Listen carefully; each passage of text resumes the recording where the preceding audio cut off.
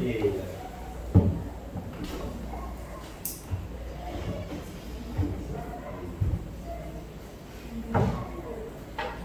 el tema de hoy es el gozo. La lectura de el ángel dando el mensaje a los pastores en el segundo capítulo de Lucas es un mensaje impactante en que les dijo el ángel a los pastores: no temáis. Obviamente era necesario decir, no sé si ustedes se han dado cuenta en la Biblia, casi la primera cosa que dicen todos los ángeles que hablan con seres humanos siempre es: no temáis, ¿verdad? Como que así comienzan todos los mensajes que dan los ángeles. Y tiene mucho sentido, ¿no? Porque a quien que se le aparezca un ángel, ¿verdad? Pues la primera reacción es: ay, nanita, ¿verdad? ¿Qué está pasando? Pero entonces por eso la primera frase que en un lenguaje humano aprenden a decir los ángeles es: no temáis, no tengas miedo, no tengas miedo. Y les traigo nuevas de gran gozo que será para todo el pueblo. Entonces, el anuncio de la venida de Cristo es un anuncio de gozo. Y es un anuncio de gozo para todos, ¿no? Es una alegría para todos. O sea, es un gozo que no es exclusivo, un gozo que no es exclusivo de unos cuantos, sino es un gozo universal, un gozo no nada más para los buenos, un gozo no nada más para los poderosos, ¿no? Un gozo no exclusivo nada más para los santos, no, es un gozo para todos, ¿no? La buena noticia de Cristo es buena noticia de gozo, de alegría para todos, para los que andamos en el camino correcto y para los que no andamos en el camino correcto, para los que tenemos y para los que no tenemos bienes materiales, para los que estamos cerca y para los que estamos lejos, para los que merecemos y para los que no merecemos. Es buena noticia de alegría, buena noticia de gozo, ¿no? Entonces esto quiere decir, ¿no? Si es el anuncio de la llegada del Señor Jesús al planeta Tierra, es un anuncio de gozo. Entonces esto nos da permiso de reflexionar acerca del lugar del gozo en la misión de la iglesia, el lugar del gozo en el trabajo cristiano, y no solo en el trabajo cristiano, sino en la vida cristiana, en el discipulado cristiano. Si tú andas en el camino de Cristo, ¿qué lugar ocupa el gozo en tu vida? La alegría en tu vida. Es un asunto, el gozo es un asunto serio. El gozo es un asunto serio. Suena raro esto, ¿verdad? Pero es así, el gozo es un asunto serio. En el capítulo 28 del Deuteronomio, cuando el Señor Dios anuncia tanto las bendiciones como las maldiciones de seguir el camino de la ley, seguir la palabra de Dios, cuando anuncia todas las bendiciones y pues de obedecer al Señor, que son bendiciones de tipo familiar, social, bendiciones de la obediencia, y también las consecuencias, las maldiciones, las consecuencias por la desobediencia, ¿ya? Al final, ya cuando está diciendo, ¿verdad?, por qué vendrían todas estas plagas, guerras, calamidades, ¿verdad?, de cosas terribles que ocurrirían en el pueblo, si abandona la ley de Dios, era precisamente por una cosa: porque no serviste al Señor tu Dios con gozo. Porque no serviste al Señor tu Dios con gozo. De manera que el gozo es una cosa seria, porque cualquiera le pudiera decir al Señor: un momento, Señor, concédeme un derecho de réplica, voy a apelar en este asunto. Porque sí te he servido. Te he servido con diligencia. Te he servido con responsabilidad, ¿no? Incluso te he servido cuando los otros no te han servido. Y los otros han sido unos desobligados y nomás yo te he servido, ¿ya? Yo te he servido más que todos los demás, ¿no? Pero no con gozo. ¿Ya? No con gozo. O sea, la querella, el pleito de Dios con el pueblo no es que si lo sirvió o no lo sirve, sino que si lo sirve con gozo. ¿Ya? O sea, por eso el gozo es un asunto serio, ¿no? Porque el Señor no solo quiere que le sirvamos, sino que le sirvamos con gozo. ¿Ya? No es nada más cuestión de que se hagan las cosas, sino que se hagan las cosas con una cierta manera, de una cierta manera agradable al Señor, ¿no? Entonces aquí es donde yo quisiera que me acompañaran para esta reflexión sobre el gozo, Miren, podemos decir que las cosas que hacemos en la vida se hacen o por deber o por gusto. Así se separan así las dos, la gran división de las cosas que hacemos. Lo hacemos por deber, porque es lo que tenemos que hacer, ¿verdad? O por gusto, porque es un placer, es una delicia, es un gusto hacerlo, ¿no? Ahora, qué bendición cuando a alguien que la mayor parte de su tiempo lo pasa haciendo cosas que le gustan hacer y aparte con eso le dan un salario. Bueno, qué bendición, ¿no? Esa es la mayor bienaventuranza de la vida, es pasar el tiempo de tu trabajo productivo haciendo aquello que te gusta. Sin embargo, no siempre es así. La mayoría de la gente ha encontrado que para poder pagar el recibo de la luz, o para poder pagar la renta, o para poder salir adelante del mes, tendrá que hacer cosas que no necesariamente le complacen mucho, o son muy placenteras, pero son necesarias, es su obligación. Y así, la gran mayoría de los seres humanos, comunes y corrientes como yo, así ha acumulado todas sus semanas de trabajo a lo largo de la vida, haciendo sí labores para poder salir adelante. El trabajo. El mismo Señor Jesús era trabajador. Él era un carpintero, ¿no? Dice el Evangelio. Entonces, él quiere decir que tenía trabajo, ¿no?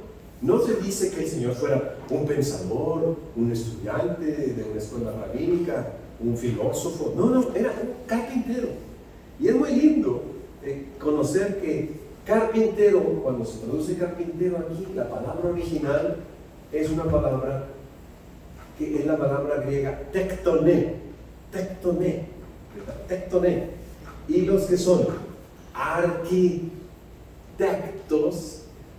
saben qué es eso del tectoné, porque el tectoné es el que trabaja en las construcciones y el principal de los tectones es el arquitecto. ¿Ya me explico?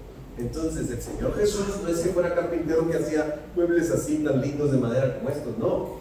Es que era carpintero de aquellos que hacen un techito, una barra, una cerca, ¿verdad? Que pueden poner un cimiento para una tapia, que levantan una tapia, que ponen me explico, que son los albañiles. El Señor Jesús era trabajador de ese tipo, de la construcción. Podía hacer también muebles de la casa, pero no siempre me los he imaginado como un carpintero, tal vez como un artesano muy fino, ¿no? Pero más bien el Señor era un trabajador de la construcción. Entonces estamos pensando en la mayor parte de la vida productiva del Señor Jesús trabajando en algo que no era realmente muy placentero, ¿no? No era hacer rimas o poemas o hacer filosofía, no, sino que era meter las manos y picar piedra y sacar piedras y hacer pozos y, ¿me explico? Era como un trabajo pesado, ¿no? Entonces Él nos comprende, cuando la mayor parte de nuestra vida ha sido así, vivida por deber y no por placer. Sin embargo, yo quiero indicar un par de textos en los Salmos que no son como especies de bombas atómicas que el Señor nos envía y que nos invita a mirar la vida de otra manera. El primero es el Salmo 16, ¿no? El Salmo 16, y aquí no soltándonos de la mano del mensaje del ángel, que el nacimiento del Señor Jesús es una buena noticia de gran gozo para todo el pueblo. Al final del Salmo 16, el verso 11, dice: me mostrarás la senda de la vida, en tu presencia hay plenitud de gozo, delicias a tu diestra para siempre. Amén. Esto quiere decir que cuando se describe a Dios, el ser humano imagina a Dios, lo imagina Dios como una fuente de gozo y una fuente de delicia. En la presencia de Dios hay plenitud de gozo, plenitud de gozo. Y a su diestra para siempre, dice, hay delicias. Aquellos que vienen del pueblo de Delicia, Chihuahua, les encanta ese versículo, ¿verdad? Ah, sí, ahí dice, ¿no? Que delicias están a la diestra del Padre, ¿no? Bueno, no se refiere a un lugar en la tierra, ¿no? Se refiere a esta presencia de Dios. Y junto a Dios, el que vive con Dios, conoce el gozo. El que se acompaña de Dios en su vida, conoce el deleite, el verdadero placer, ¿no? El verdadero placer. Hay un canto, no sé si ustedes se acuerdan, ese de yo en Cristo tengo todo, no hay nada que me falte, las cosas más comunes tienen sabor por Él.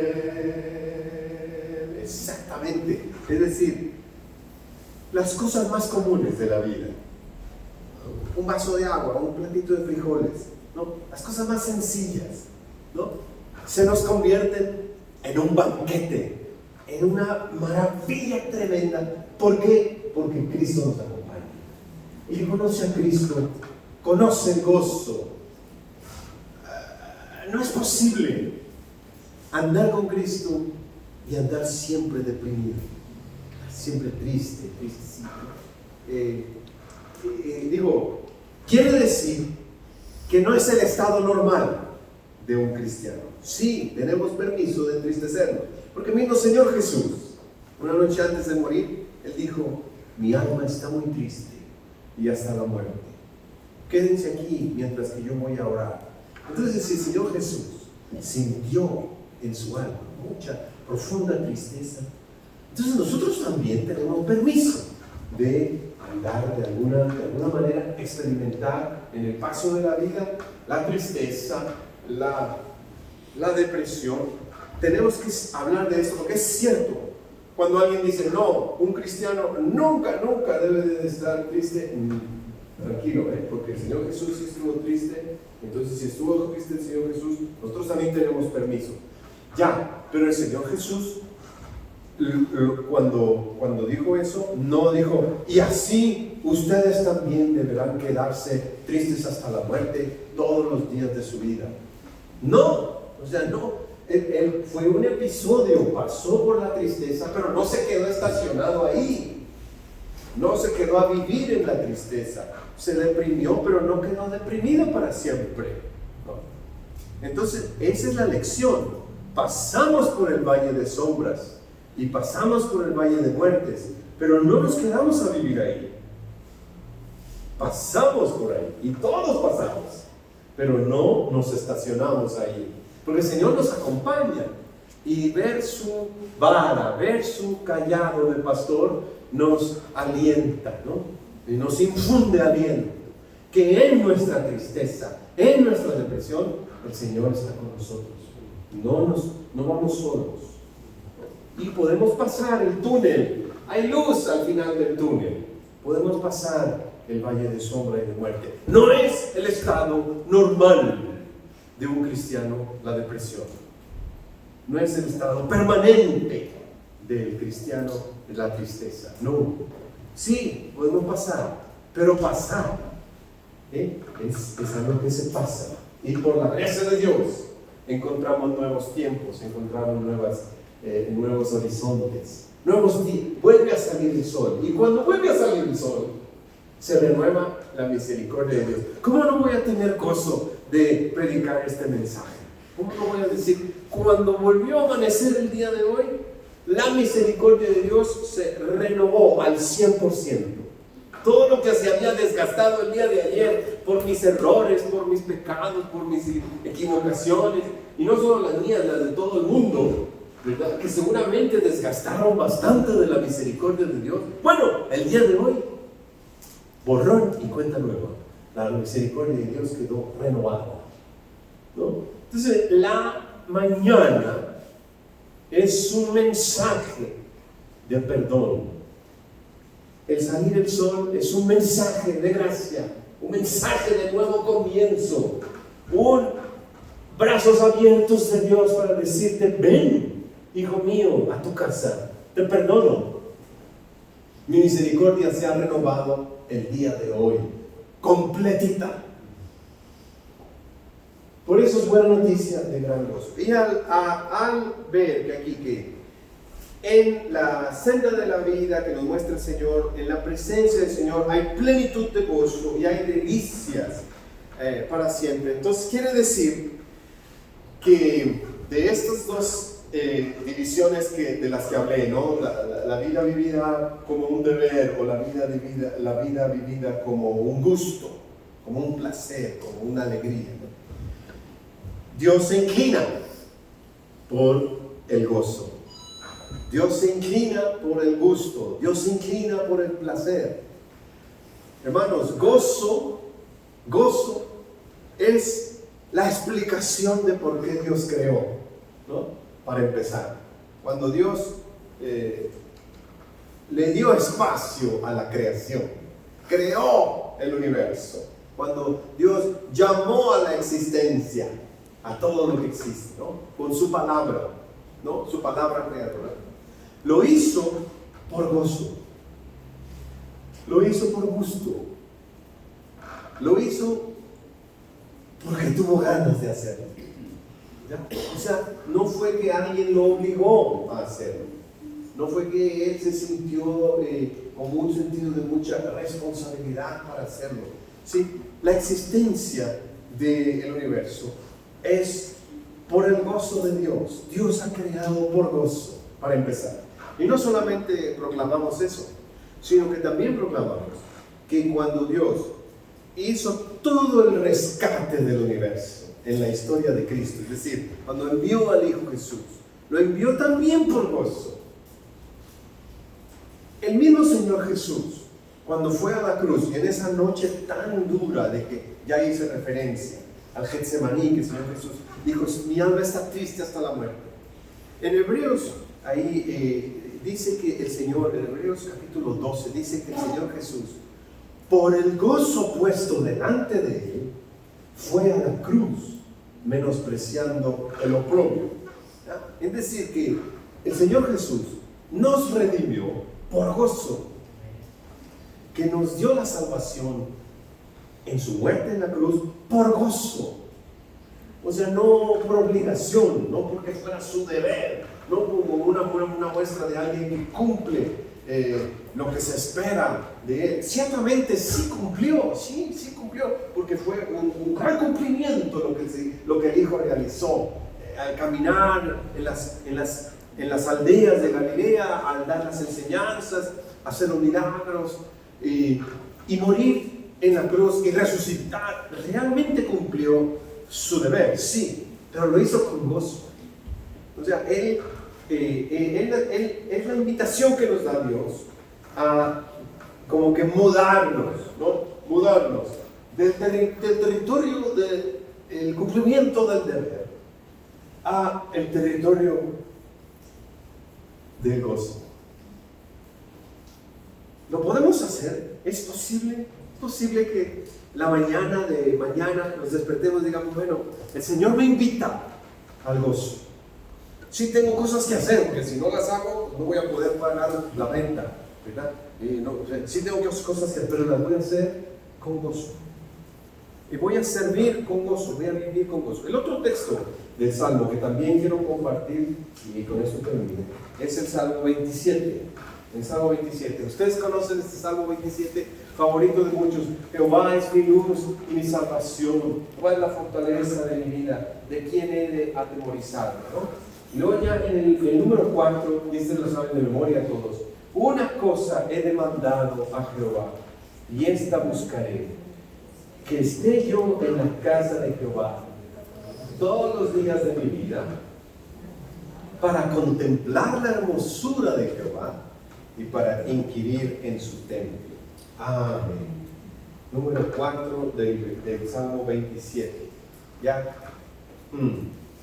La hermosura de Jehová. ¿Qué es eso? ¿Qué es la hermosura de Jehová? Fíjense que cuando uno estudia historia, se da cuenta que la mayoría de las obras de arte de la antigüedad, pues la hicieron los griegos, ¿no? Los griegos fueron los que hicieron todas estas esculturas, ¿verdad? Y la arquitectura, los inventores de la arquitectura, las bases de la estética están en la cultura griega, es decir, los estudios sobre hermosura, que tienen que ver con proporción, ¿no? Equilibrio, armonía, ¿no? Entonces todo eso lo sabían muy bien los griegos. Cuando un griego lee el Salmo 27, número 4, dice ahí, para contemplar la hermosura de Jehová, el griego le pregunta al judío, al hebreo, ¿qué es eso de la hermosura de Jehová? ¿Qué es eso de la hermosura? ¿Acaso quiere decir que el templo de Jerusalén es más hermoso que el Partenón de Atenas o que algún otro templo de la cultura helénica? No.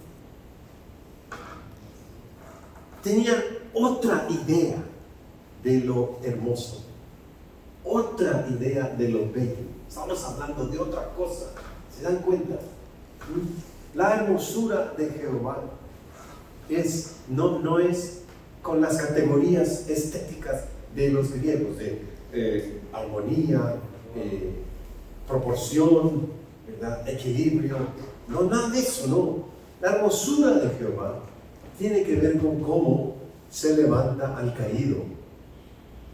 La hermosura de Jehová es cómo se perdona al culpable.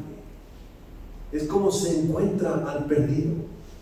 Es cómo se dignifica al que ha sido ofendido y marginado. Es cómo se alimenta al hambriento. Cómo se consuela al de corazón quebrantado, ¿no? Cómo se atiende al huérfano y a la viuda, y cómo se le da un lugar y un hogar al migrante y al extranjero, al que no tiene derechos. Esa es la hermosura de Jehová. Entonces es cuando dice, es que conocer a Dios, la verdad, qué lindo es conocer a Dios, por las cosas buenas que hace Dios, por las maravillas que hace Dios, que levanta del polvo al menesteroso y que lo hace sentar con los príncipes de su pueblo, y que hace habitar en familia a la estéril y que se goza de ser madre de muchos hijos. El que hace que los últimos sean primeros. El que va a buscar y a salvar a aquel que se había perdido. Eso es lo hermoso de Dios. Esa es la hermosura de Jehová. Esa es la hermosura, el gusto, el placer al que nos invita Dios a entrar. A que todo lo que hagamos sea precisamente por gusto, por gozo, por alegría, por disfrute, para disfrutar las delicias que están a la diestra del Señor. ¿Estamos listos para eso? Estamos listos para vivir así, para entregar nuestra vida diaria al compromiso con el gozo, con la esperanza, con el amor y con la paz. Amén.